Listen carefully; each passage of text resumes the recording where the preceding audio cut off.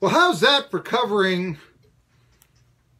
the gamut of great writers? Jeff Mills, Greensboro.com, breaking down what could very well be the game of the day in all of National and College basketball when Greensboro, in a last-ditch attempt to try to win the SoCon, I mean, they're not going to do it if they lose this game, taking on undefeated in the SoCon ETSU and winners of their last 16. And, of course, the Buccaneers going for their 17th straight victory, a program record it would be. Then we had on Craig Meyer, I mean, hey, program record it would be. What about Steve Forbes?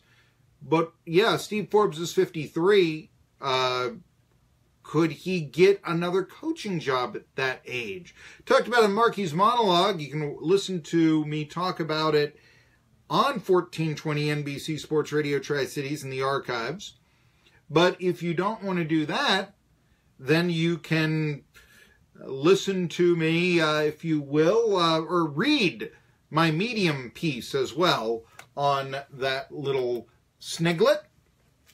And we also had on Vito Stellino, a guy I always go along with because, I mean, well, you know me. I love talking football history, maybe a little too much, I don't know. But what went on in the Hall of Fame vote? What goes on in the war room? And he let us know. And by the way, off the air, my idea that maybe Jim Marshall is that, you know, leading candidate coming in or going in. That's what he said, you know, that's not a bad idea. It's not a bad idea. And a great point that Vito made where I say, you know, you look at the old Packers. Now, some might say Paul Hornung, but he wasn't around when the Super Bowl started.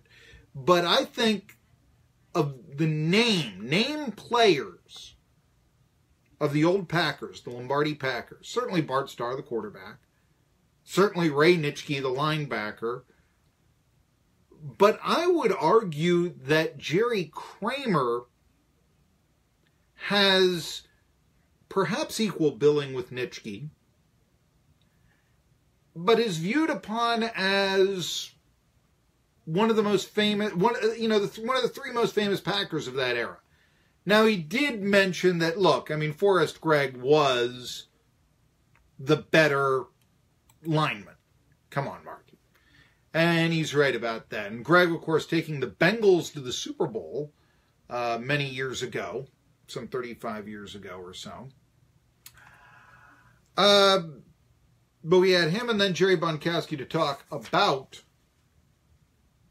the Daytona 500 coming up and the clash that happened yesterday. By the way, I've got some new news for you about the AP basketball poll. It's out, and ETSU climbing in the others receiving votes. They're not ranked, but I'll tell you a little bit more here in just a second, and then we'll also talk a little bit about what the Vols might do next year. Hey, J-Rays Heating and Air in Irwin. From installation, maintenance, and repair for your heating and air, locally owned and insured, call Jake Keplinger, 948-8012 for your free estimate. Maybe you're listening in just over the border in North Carolina, and you want to call up Jake Keplinger? Well, then put a 423 before it. 423-948-8016. That's J-Rays Heating and Air in Irwin.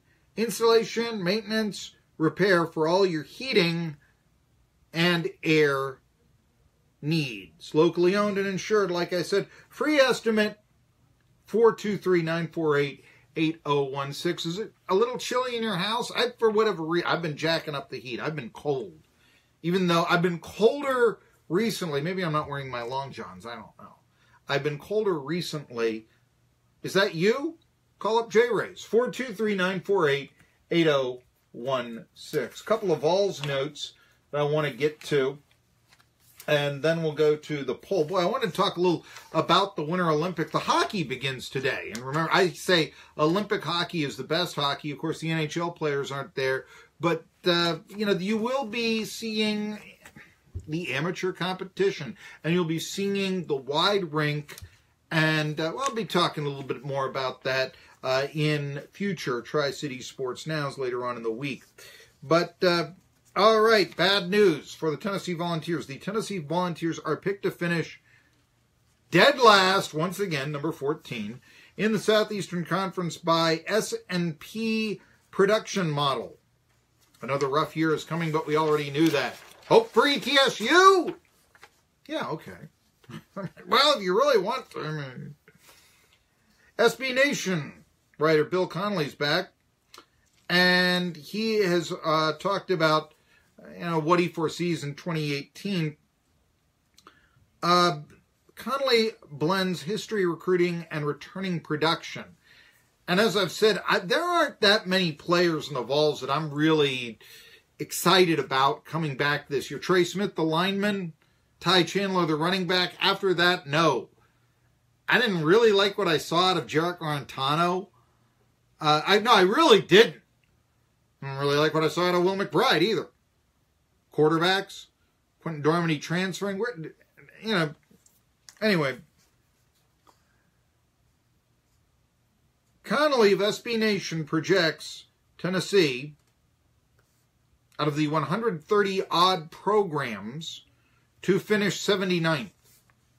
Which would still put them in a bowl game if we were just going by the RPI, but obviously at 79, they'd be losing a few more SEC games that way. Anyway, picked to finish 79th in the FBS, just behind Troy and Utah State. Vanderbilt, which now seems to own the Vols, winning 4 of the last 6. They have been ranked 75th in the country. Volunteers last of all the SEC teams, even more than Ole Miss, who loses Shea Patterson, and more than Kentucky, which suddenly is an SEC East power. Well, if you want, they can beat South Carolina every year. We'll give them that. And last year, Tennessee too. More than, who else would you look at? Arkansas with a new coach. More than Mississippi State with a new coach. I mean, look at teams generally looked in at the bottom of the SEC. I talked a lot about this, various people.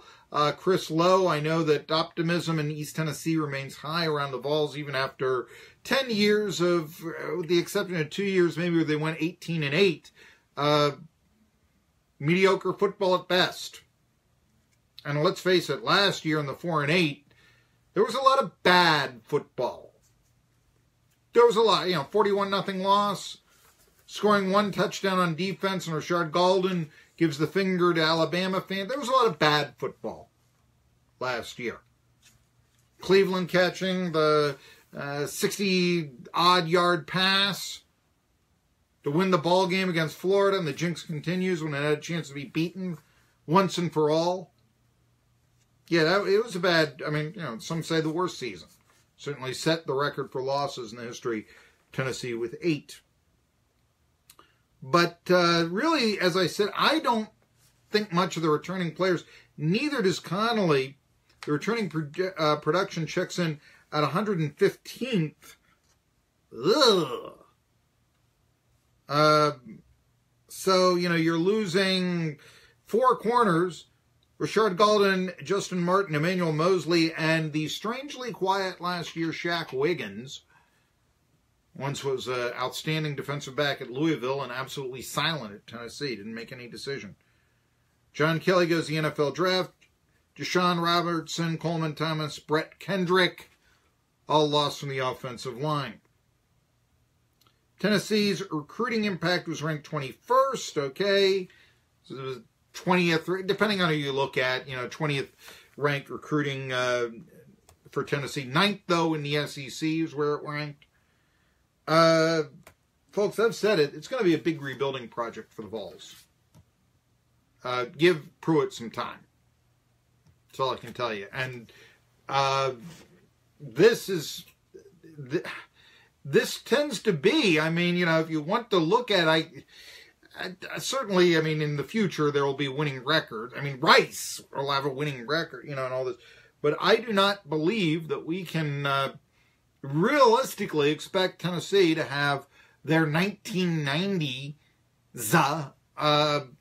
production anytime soon, and perhaps not until a mass change.